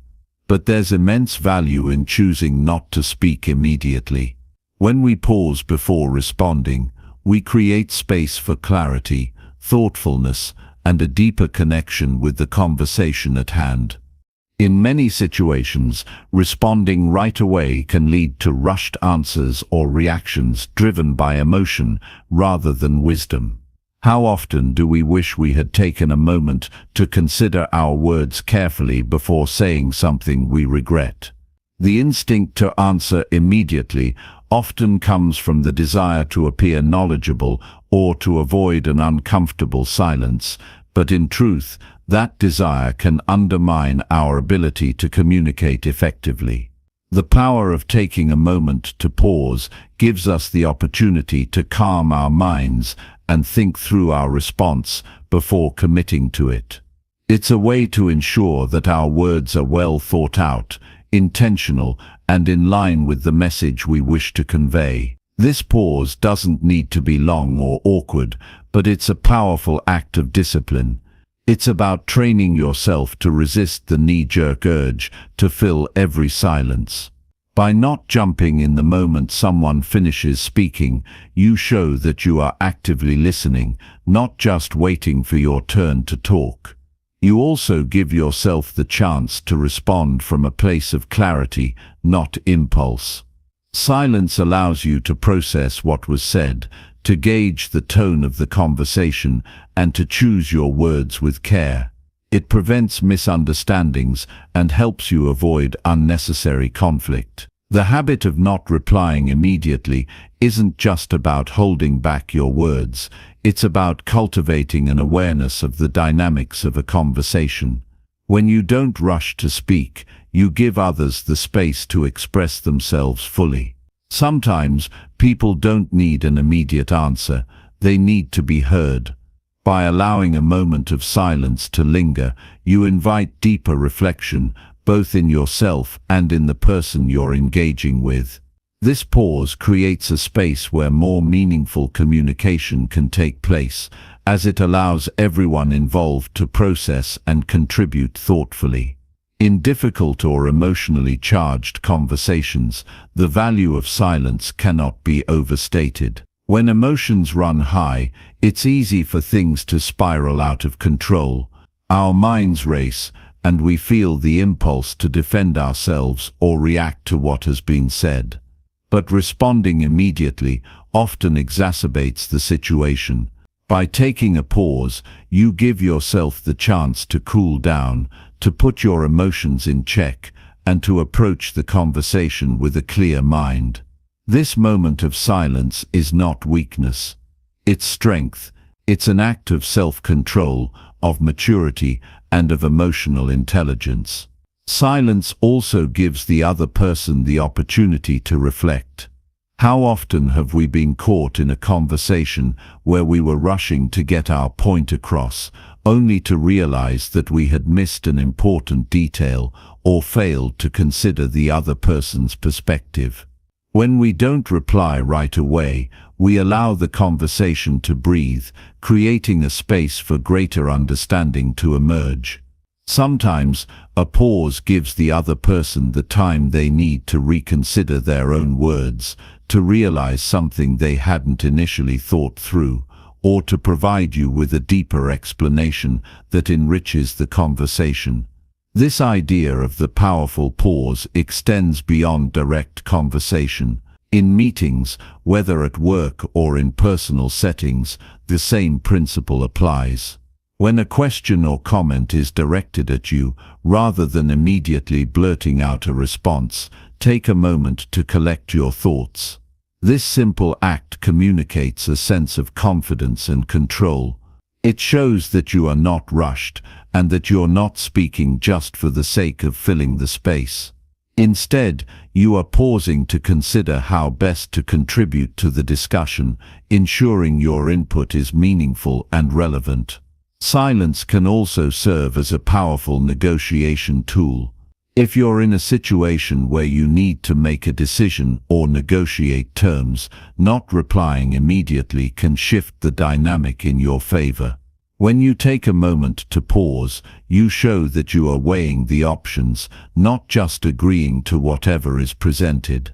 This can encourage the other party to reconsider their position, offer more favorable terms, or provide additional information that helps you make a more informed decision. In the world of negotiation, silence is often the strongest statement you can make. Of course, there's a balance to be struck. Silence for the sake of silence can lead to disengagement, making it harder to foster connections or to maintain the flow of a conversation. It's important to recognize when a pause has served its purpose and when it's time to speak up. A well-timed response after a thoughtful pause has much more weight and impact than a hasty one. The key is to remain conscious of the rhythm of the conversation, to sense when your contribution is needed, and to have the discipline to wait for the right moment to speak. This principle also holds true in written communication. In today's digital age, where we're often expected to reply to emails, texts, and messages instantly, the pressure to respond quickly is ever present. But just like in face-to-face communication, taking a moment to pause before replying can lead to better outcomes. Whether it's a tricky email at work or a message from a friend, giving yourself the space to think before responding allows you to compose a more thoughtful, measured reply. It shows that you value the conversation and that you're not just reacting in haste. The same principle applies to social media. How many times have you seen a comment or post that if you'd responded immediately would have been reactive or overly emotional? By waiting and reflecting before hitting send, you avoid the regret of speaking in the heat of the moment. Taking time to pause also gives us the opportunity to manage our emotions. It's easy to get caught up in the intensity of a moment, but our ability to control our reactions speaks volumes about our maturity. Pausing helps us step back from a situation and approach it with a calm, composed demeanor. It's about recognizing that we don't have to respond right away to every stimulus. In fact, sometimes saying nothing is the most powerful form of communication. By choosing to pause, we regain control over our responses and create the space for a more measured, intentional contribution. So the next time you find yourself in a conversation or situation where you feel the urge to respond immediately, remember the power of the pause. It's a sign of strength, self-control, and wisdom. It allows you to process, reflect, and respond in a way that is intentional and impactful. Whether in a personal conversation, a professional meeting, or a written exchange, taking the time to pause before replying will always work in your favor. It's not about silence for the sake of silence, but about ensuring that when you do speak, your words have substance and power behind them. Chapter 12. Master the art of saying no with confidence. There's a certain power in the word no. For many, it's a word that doesn't come easily.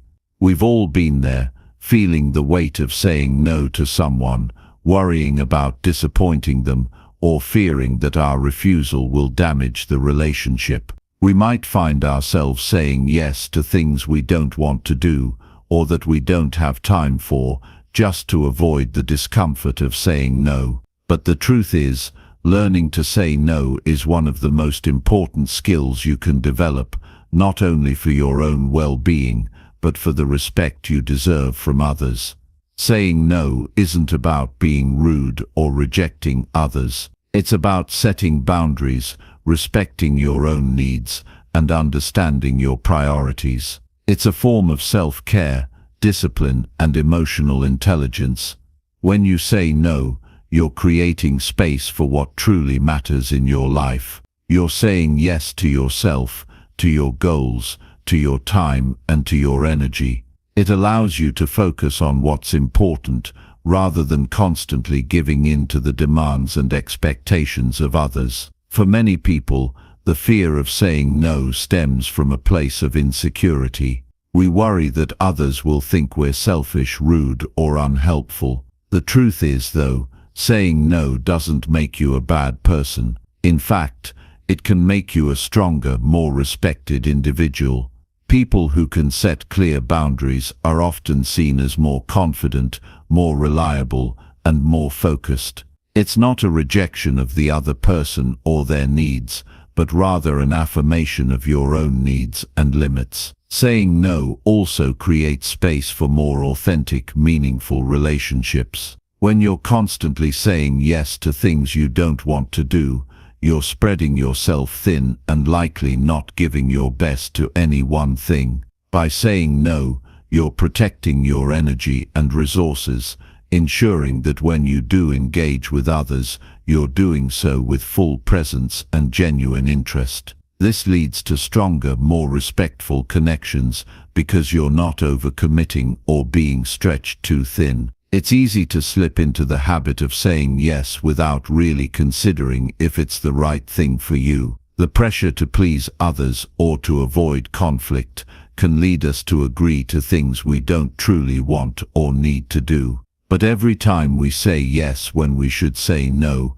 we're saying no to ourselves. We're denying ourselves the opportunity to focus on what matters, to rest, or to engage in activities that truly align with our values. Learning to say no is a way of protecting our time and energy, ensuring that we're not giving away pieces of ourselves to things that don't serve us. The key to saying no with confidence is understanding that it's a choice, not a burden. It's about recognizing that you have control over how you spend your time and what you agree to. When you say no, you're making an intentional decision to honor your priorities and your well-being. It's not about being confrontational or dismissive.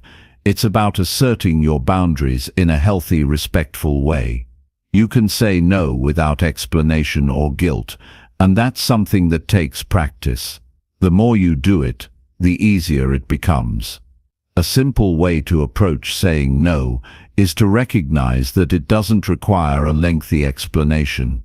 Often, when we're afraid to say no, we feel the need to justify our decision, to offer excuses or elaborate on why we can't comply.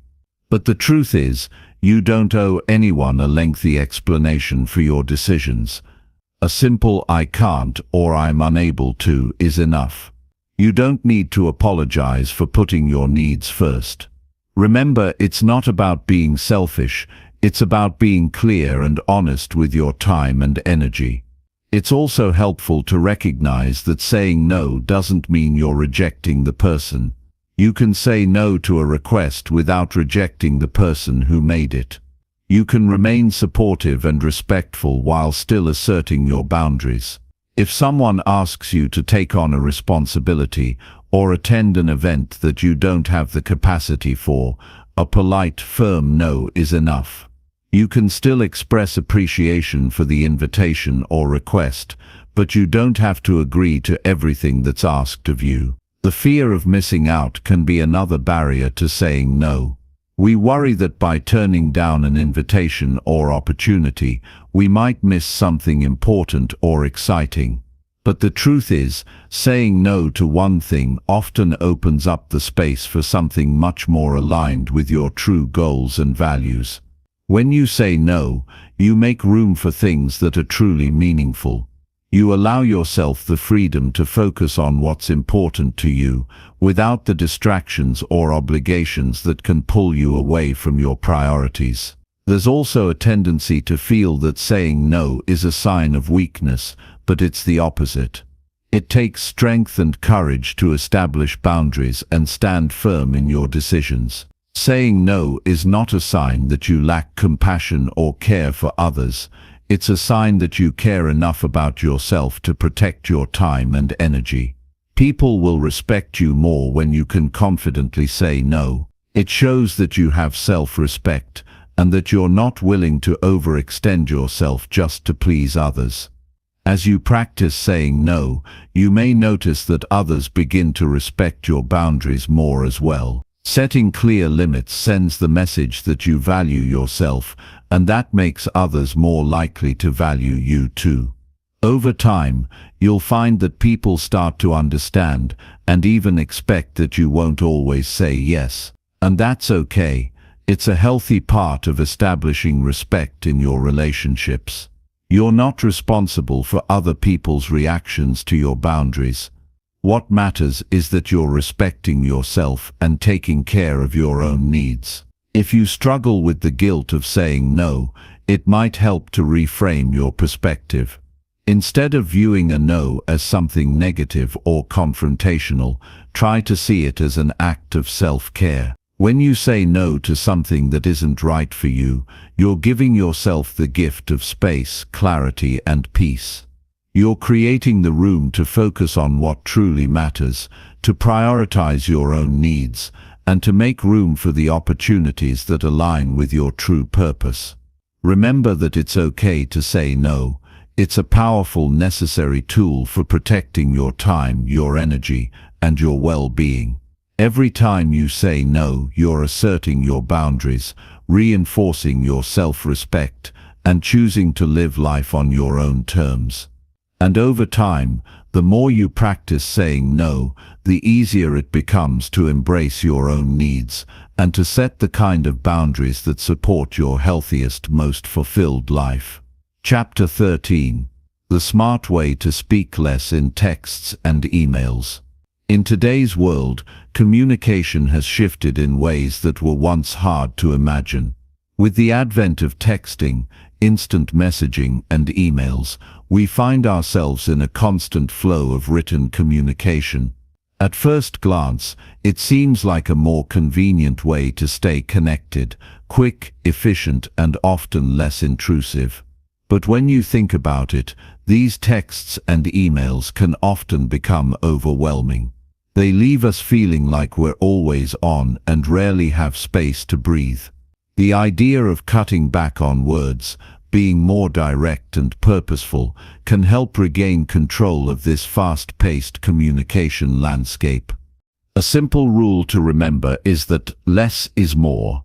If you've ever been in the position where you send a message and it gets lost in a sea of unnecessary details, you know the frustration.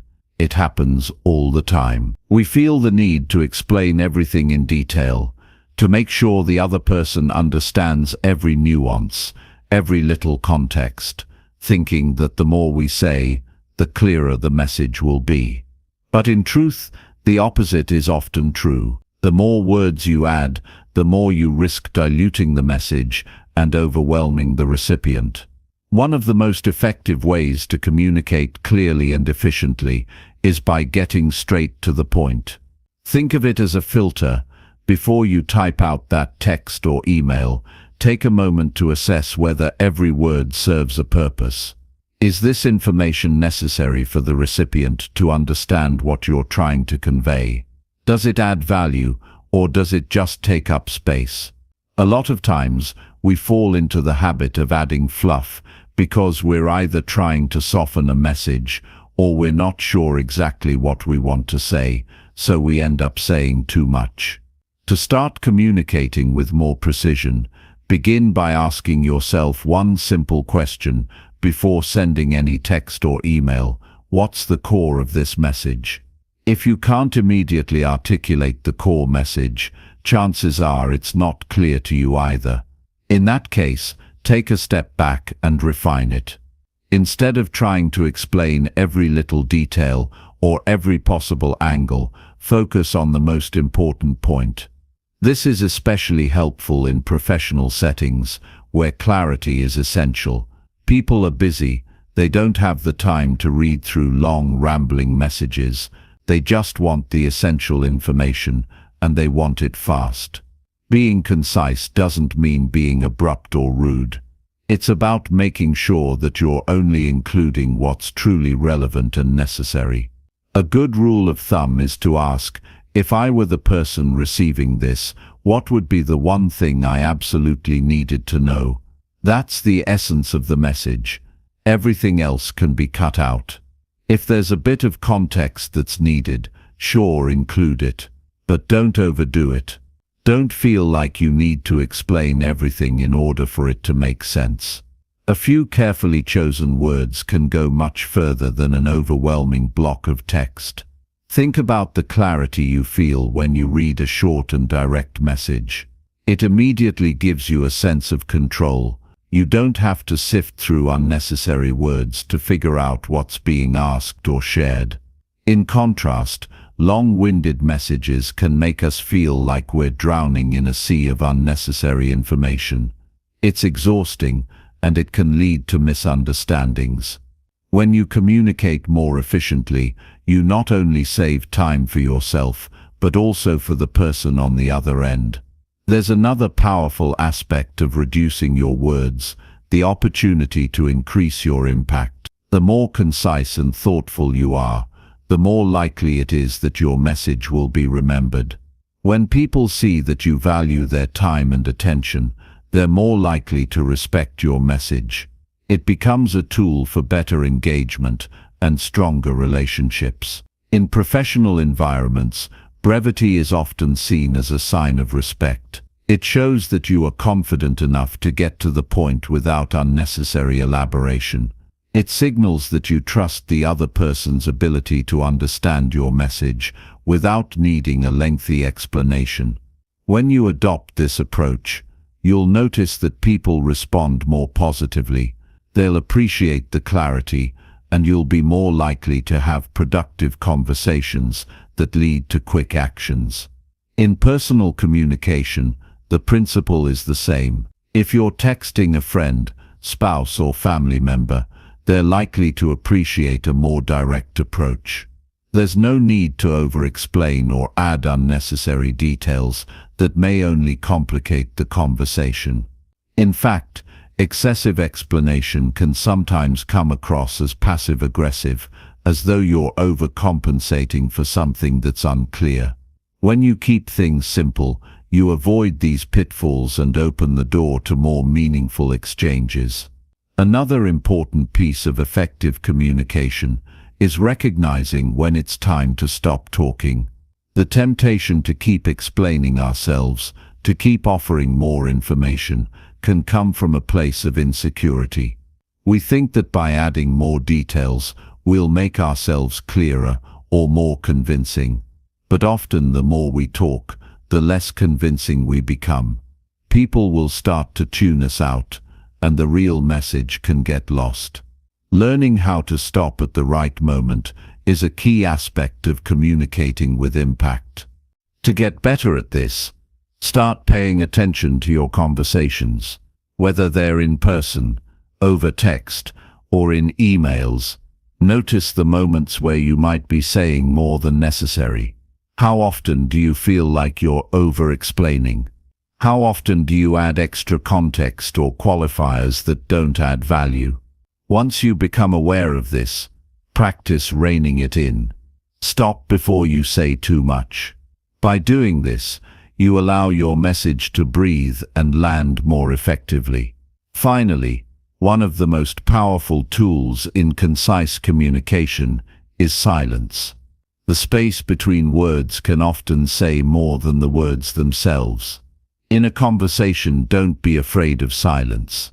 Give the other person time to process what you've said before continuing. In written communication, you can achieve this by being mindful of your pacing. Don't feel compelled to fill every gap with more words. A well-timed pause or break can give your message the space it needs to resonate. As you get more comfortable with this approach, you'll see how effective it can be in all aspects of your life. You'll find that your messages are clearer, your conversations more impactful, and your relationships stronger. You'll also begin to notice how much time and energy you save when you stop over-explaining, overthinking, and overcomplicating things. You can focus more on the things that matter and let go of the unnecessary clutter that often fills our communications. By speaking less in our texts and emails, we open up more space for meaningful conversations. We give ourselves the ability to be understood quickly, respected for our clarity, and able to make our points without getting lost in unnecessary words. In a world that is constantly moving and filled with distractions, mastering this art of brevity can help us stand out and be heard. Chapter 14. Stop oversharing. Start attracting. In a world driven by oversharing, it's easy to fall into the trap of revealing too much. We live in a time when social media encourages us to share every moment, every thought, and every detail of our lives. It's almost as though we're taught that our value is determined by how much we expose, how many layers we peel back for others to see. But in reality, there's power in restraint. There's strength in knowing what to keep to yourself. Oversharing, especially in personal relationships, can often lead to unintended consequences. When we disclose too much, we risk putting others in positions where they feel uncomfortable or overwhelmed. People don't always need to know every detail of your life in order to connect with you. Sometimes, the most meaningful interactions happen when you leave a little bit of mystery. When we share too much, it can also dilute the importance of the things we do share. If you're constantly spilling everything out into the open, it becomes harder for people to discern what matters. Imagine receiving a text from a friend who tells you every minute detail of their day, from what they ate for lunch to how they felt about it. At first it might be interesting, but after a while you begin to lose track of what's truly important in their life.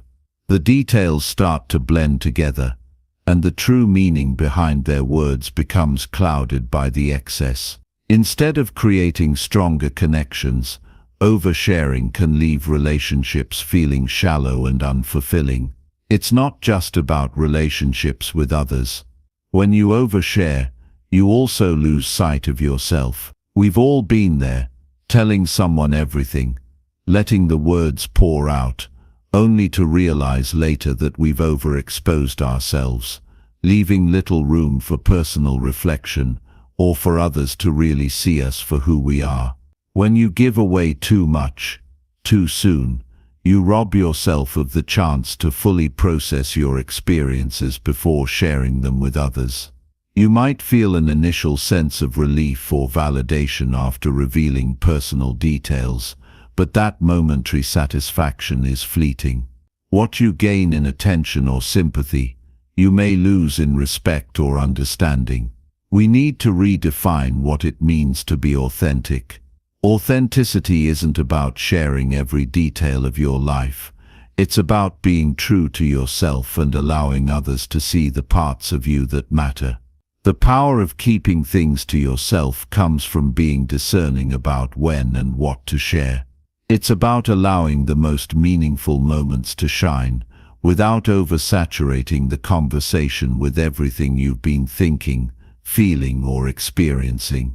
You also have to recognize that oversharing can sometimes be a defense mechanism. We often overcompensate with words when we feel insecure or afraid of being judged. If we let it all out, then we can control how people see us, or at least we think we can. But this is an illusion. The more you share, the less control you have over how people perceive you. Instead of feeling more secure, you may end up feeling exposed and vulnerable in ways you didn't expect. It's a fine line between being open and being too open. Being more selective with what you share doesn't mean you're being dishonest. On the contrary, it's a way of protecting the parts of you that are sacred and personal. Just because something is happening in your life doesn't mean it has to be shared in every conversation. Think of your life as a garden. Not every plant needs to be on display. There are seeds, there are buds, and there are moments that are meant to bloom in their own time. When you overshare, you rush the process, not giving your thoughts, feelings, or experiences the space they need to fully grow. In the age of constant connection, it's crucial to know when to step back. Social media has made it incredibly easy to overshare. The constant need to update, to post, to comment, it creates a pressure to put yourself out there in a way that can be overwhelming. But when you step back and choose not to share every moment, you take back control. You create space for reflection and allow others to see you in a more meaningful way. Sometimes, silence speaks louder than words. There's also something incredibly empowering about not oversharing. When you keep certain aspects of your life private, you set boundaries that command respect. It's a reminder to others that your life is not an open book for them to read at their leisure. You teach people how to treat you by setting limits on what they can and can't know.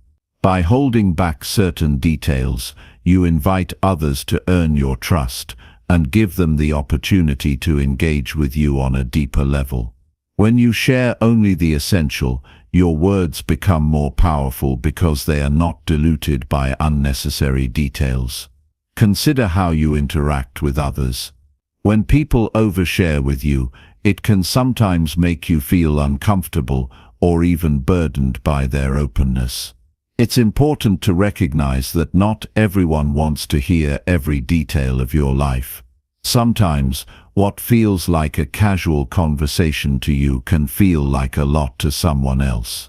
By keeping things more balanced, you can create space for a more equal exchange.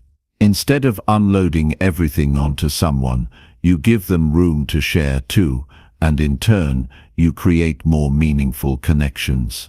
Not oversharing also allows you to maintain a sense of mystery. There's something intriguing about someone who keeps certain things to themselves. It draws people in, inviting them to get to know you on a deeper level. The idea of mystery isn't about playing games or pretending to be someone you're not. It's about choosing when and how to reveal parts of yourself and letting others discover you gradually. Over time, you'll find that people are more drawn to you because they respect your boundaries and appreciate the mystery that comes with not knowing everything all at once. This approach to communication also applies to professional settings. In the workplace, it's important to maintain a level of professionalism and discretion. Oversharing about personal struggles, emotional challenges, or unnecessary details about your life can blur the lines between personal and professional. While it's important to build rapport with colleagues, there's a fine line between being open and being overly familiar. Being selective about what you share in the workplace shows that you can maintain boundaries and professionalism. It also helps you avoid the potential for gossip or misunderstandings, which can arise when personal information is shared too freely. Over time, you'll begin to see the benefits of this practice in your personal and professional life. Your conversations will become more intentional, more meaningful, and less about seeking validation and more about forming true connections. The effort to stop oversharing may feel difficult at first, especially if you're used to expressing every thought, but it will soon feel natural. With time, you'll recognize that the less you reveal, the more you have to offer in terms of quality connections. In a world that often encourages us to share everything, it takes courage to hold back. But in doing so, you preserve your sense of self and create relationships that are built on respect, trust, and genuine connection. The art of saying less is not just about cutting down on the number of words you use. It's about knowing when to remain silent and choosing to keep certain parts of your life sacred. It's a powerful tool that can help you attract the right people, maintain your integrity, and find deeper fulfillment in the connections you choose to make. Chapter 15. How to speak less in meetings but sound smarter. In meetings, there's often an unspoken pressure to speak up, to say something, to fill the silence with your thoughts. It's a natural impulse. We all want to be heard and to contribute. But if we aren't careful, this drive to speak can end up doing more harm than good. Sometimes, it's not about how much you say, but how effectively you communicate. The art of speaking less in meetings is something many people overlook, yet it can set you apart in the most profound way. First, it's important to understand why speaking less can actually make you sound smarter. When we talk too much in a meeting, it's easy to come across as unsure or overcompensating. People might feel that you're trying to fill gaps or validate your presence. But when you speak less, when you say only what's necessary, it often comes across as more confident, more thoughtful, and more deliberate. It shows that you value the time and attention of others, that you know how to get to the point without rambling, and that you understand the importance of brevity. People often forget that meetings are not about performing for others. They're about collaboration, problem solving, and moving things forward. The more we talk, the more we risk derailing these objectives. We might find ourselves repeating ideas that have already been covered, elaborating unnecessarily on points that don't add value, or simply taking up space without contributing anything of substance.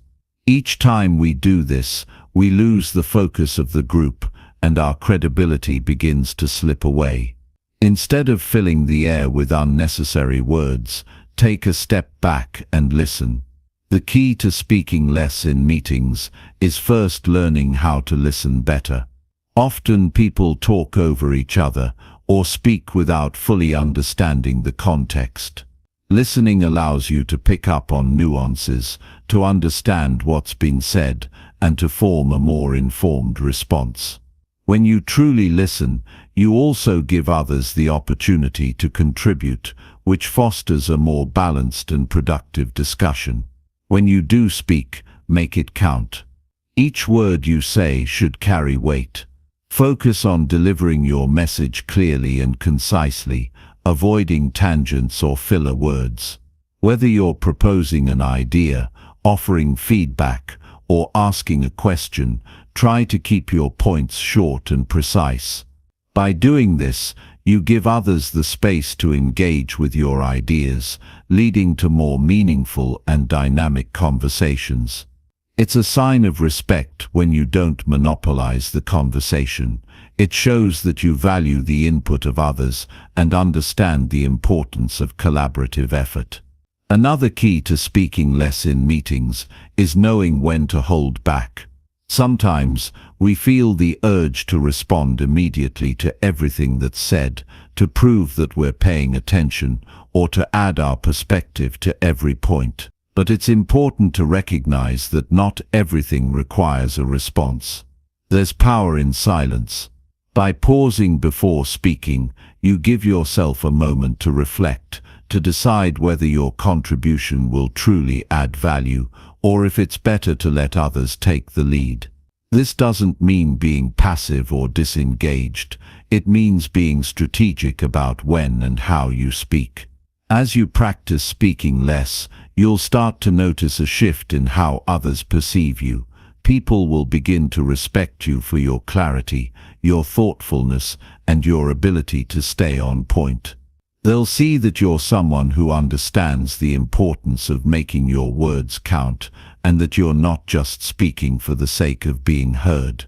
This can lead to greater influence within the group, as your contributions will be more likely to be valued and remembered. Of course, speaking less doesn't mean saying nothing. There will always be moments when your input is essential, when your expertise or perspective is needed to move the discussion forward. But those moments will stand out more if you've built a reputation for speaking thoughtfully and sparingly. People will be more inclined to listen to you when you speak, because they'll trust that what you say has substance, rather than just being another voice in the crowd. In some meetings, particularly those with a lot of people, it's easy to fall into the trap of trying to stand out or get noticed.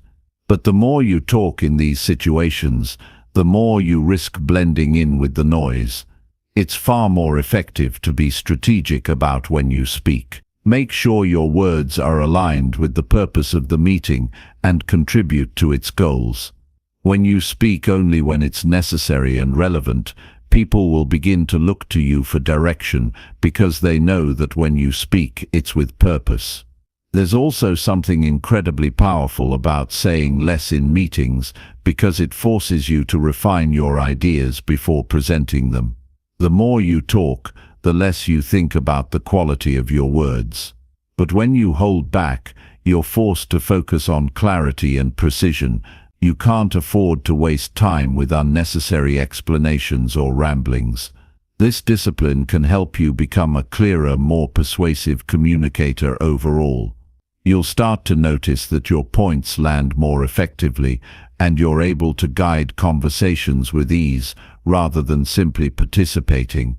When you learn to speak less in meetings, you also learn to value others' contributions. The more you talk, the less room there is for others to share their ideas. But when you pull back, you create space for others to contribute. This fosters an environment of collaboration where people feel empowered to speak up and share their thoughts. It also leads to more dynamic discussions, as diverse perspectives are given the chance to be heard and considered. It's important to recognize that speaking less isn't about suppressing your thoughts or hiding your opinions. It's about choosing when and how to share them in a way that adds value to the conversation. Sometimes, this means holding back for a moment to let someone else speak, even if you have something to say. It's about being mindful of the flow of the meeting and understanding that the best ideas often emerge when everyone has a chance to contribute. When you speak less, you also become more attuned to the overall dynamics of the group. You start to pick up on the mood of the room, the body language of your colleagues, and the tone of the conversation. This awareness allows you to gauge when it's the right time to step in and when it's better to remain silent. Over time, this skill of reading the room becomes an invaluable tool, helping you navigate meetings with greater finesse. In many ways, speaking less in meetings is a sign of confidence. It shows that you don't feel the need to constantly assert yourself or dominate the conversation. You trust that your ideas are valuable and that when the time is right, they will be heard. This quiet confidence is incredibly powerful, and it positions you as someone who is not only competent, but also wise. It sends a message that you don't need to prove anything. Your words speak for themselves. As you embrace this practice of speaking less, you'll also begin to recognize how much energy it saves you. Instead of engaging in every conversation, you start to conserve your mental and emotional resources. You become more selective in how you spend your time and attention, allowing you to be more present in the moments that matter. This leads to a greater sense of clarity and focus, both in meetings and in life. Speaking less in meetings isn't about shutting yourself down or staying silent all the time. It's about speaking with purpose, precision, and impact. It's about understanding that the most powerful contributions often come in small, thoughtful doses. When you learn to say less, you'll find that your words carry more weight, your presence is more commanding, and your ability to influence those around you becomes stronger.